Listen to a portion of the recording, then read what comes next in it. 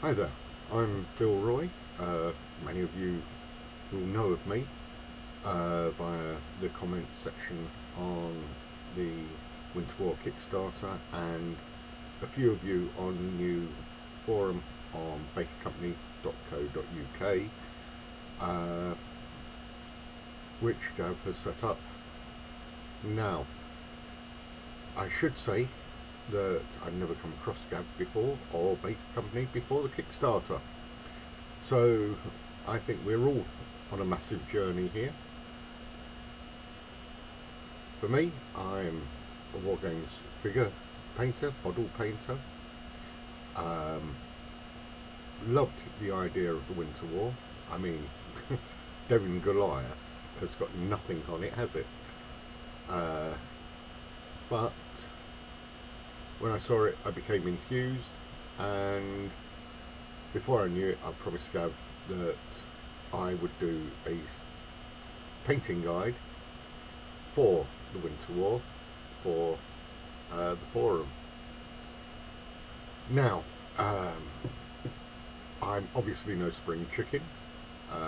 Picked up a few tricks over the years on how to paint wargaming figures, and what I'm going to hopefully be doing is demonstrating to you how easy it is, in my opinion anyway, to get good wargaming tabletop standard figures painted, and that you can do them.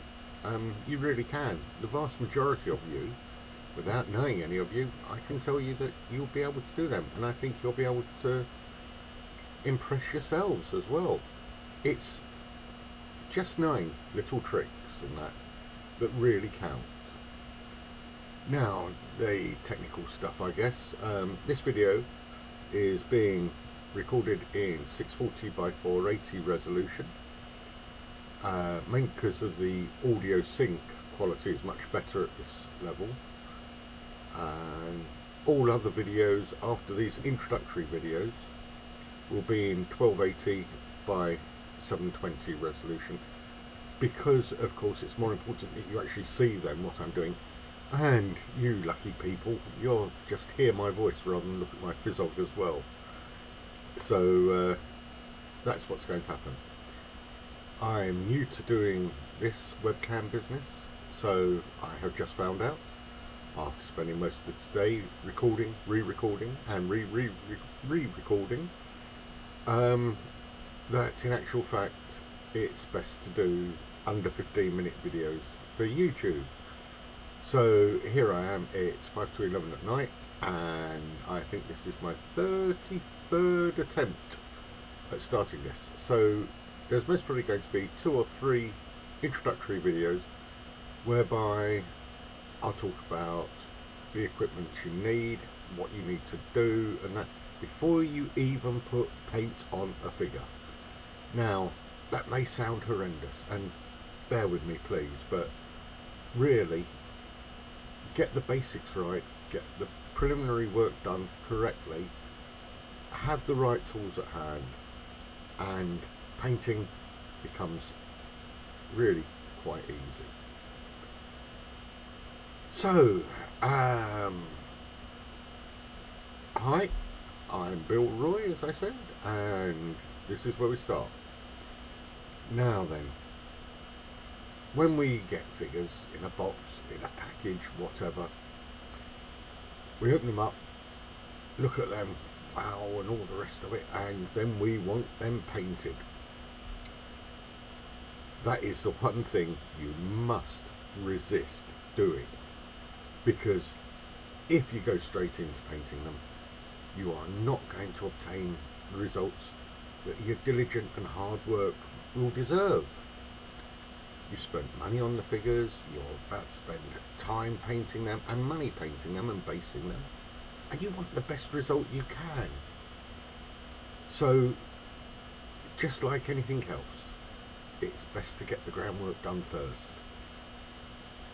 And the groundwork with figures, whether they be metal or plastic, is the first thing you should do is wash them. Sounds daft, it's a bowl of warm water with detergent, washing up liquid, whatever in there.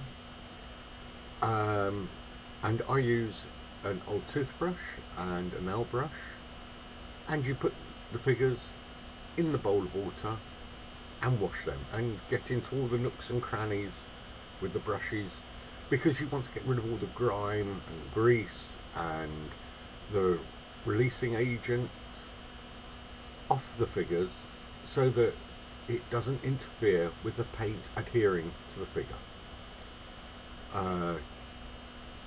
If you don't do that, this one simple thing, you are really making life hard for yourself, and you will not get the results that you deserve. So you wash them. Then what I include in washing is rinsing them as well.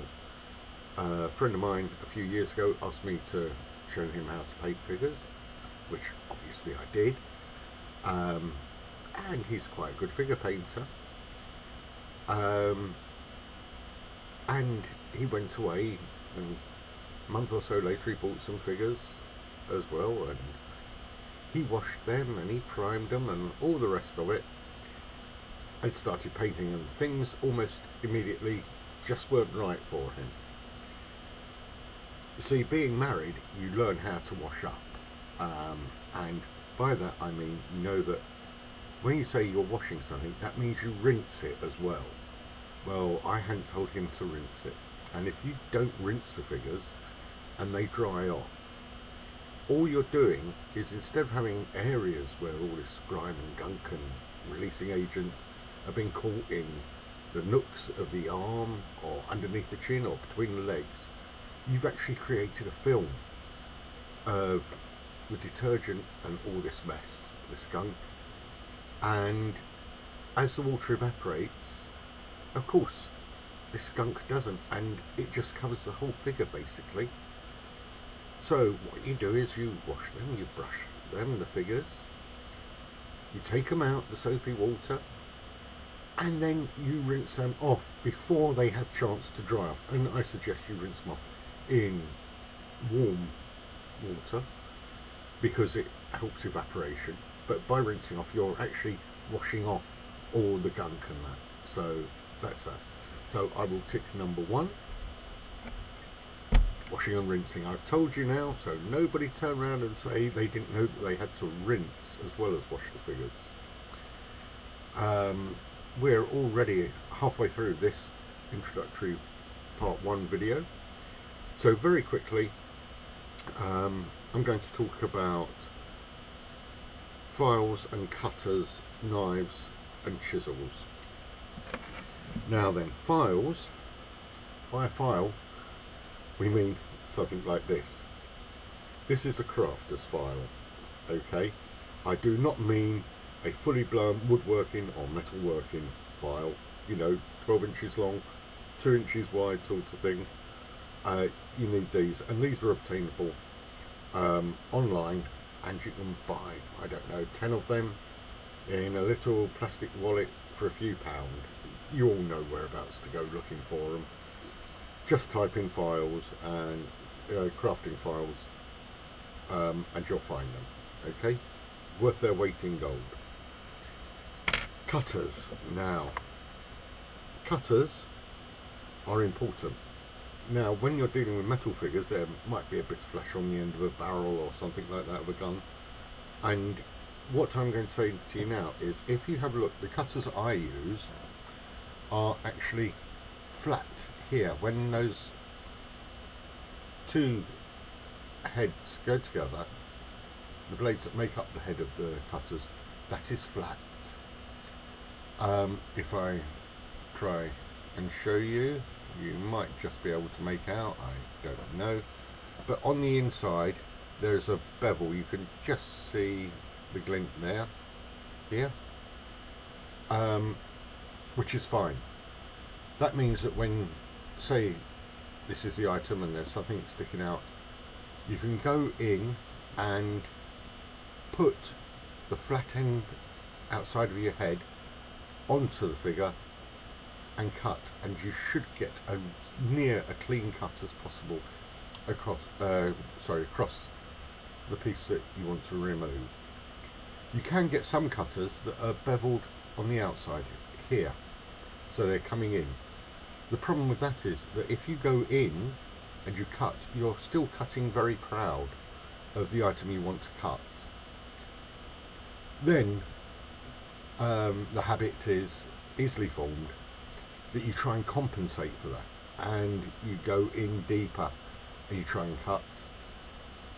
And of course you can take off pieces you don't need to take off. So flat-headed cutters, essential. I've just got to keep an eye on the time. Next is knives. Now, some people say they prefer straight bladed craft knives, some say curved bladed. I actually prefer a mixture. So I would advise that unless you have a particular preference or you build a particular preference, go for a multi-type blade pack. Now you may hear people using chisels instead of knives or files. The Baker Company figures, the metal figures, I do not think you will need chisels for. I think chisels are more for things like the modern day plastic polymers, things like, you'll have heard of them, Restic and all the rest of it, whereby when you use a file you can actually leave scuff marks on the fabric of the material, the outside material, which are damaging it. So therefore people have learnt to use fine crafting chisels to actually gouge it out small bits at a time. I don't think you'll need chisels. Now we're already at 12 minutes. What shall we say next? Very quickly before I forget, and at the end of this first video, here you go, something that I'm trying to get all of you to take seriously is craft lights. Okay, now that is a normal light. Okay, now what you actually want, hello, I'm back, is a craft light or daylight bulb. These are blue bulbs, give off a blue light, which is far preferable to working in the yellow light of a normal bulb.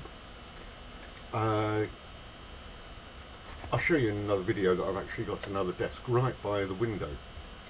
I don't paint there because the light varies, and you know, it's cloudy, it goes dim, it's very bright, depends on time of day, etc.